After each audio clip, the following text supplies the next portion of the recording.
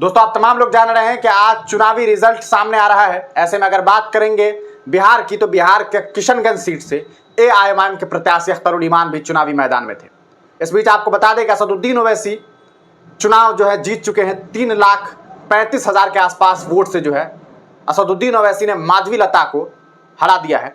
और साथ ही साथ आपको बता दें कि इम्तियाज जलील जो है, जो कि औरंगाबाद से सांसद हैं एआईएमआईएम पार्टी के, वो चुनाव हार गए हैं। लगभग 1 लाख वोट से ज्यादा मतों से वो चुनाव हारते हुए दिखाई दे रहे हैं। वहां से एक बार फिर शिवसेना जो है वो चुनाव जीत गई है।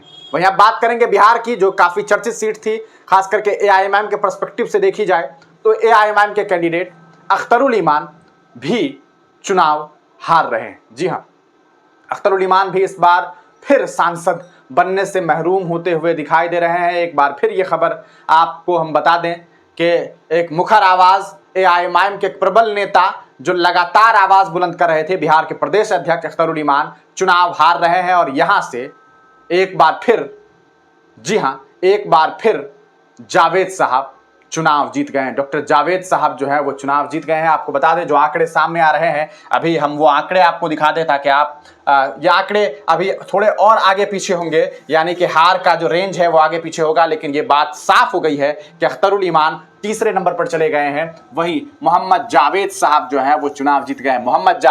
मोहम्मद जावेद जो हैं वो चुनाव जीत गए हैं और 57,000 से ज्यादा मतों से वो लीडिंग कर रहे हैं। आप देख सकते हैं लगभग 4 लाख वोट जो है उन्हें मिला है। दूसरे नंबर पर मास्टर मुजाहिद और एक बार फिर तीसरे नंबर पर अख्तरुल ईमान साहब लगभग 91,600 वोट से पीछे चल रहे हैं, यानी कि वो चुनाव हार चुके हैं। तो अख्तरुल ईमान बिहार के प्रदेश अध्यक्ष एआईएमआईएम के जो है चुनाव हार गए और उनके हार से कहीं ना कहीं जो एआईएमआईएम पार्टी, वो जिस तरह से बिहार में बातें चल रही थी कि कम से कम अख्तरुल ईमान साहब सदन के हिस्सा बनेंगे, अगर अख्तरुल ईमान जीतते तो यकीनन तौर पे ये बात कही जा सकती थी कि एआईएमआईएम के लिए एक अच्छी खबर होती, बिहार में मजबूती आती। लेकिन इनकी हार से बिहार में एआईएमआईएम टूटती हुई दिखाई देगी और ये एक बेहद बुरी खबर है एआईएमआईएम के तब के सभी चाहने वालों के लिए, क्योंकि तमाम लोग इस बात का इंतजार कर रहे थे कि बिहार से कम एक सांसद जो है असदुद्दीन ओवैसी की पार्टी से वो सदन के हिस्सा बनेंगे। लेकिन इस बार ऐसा नहीं हुआ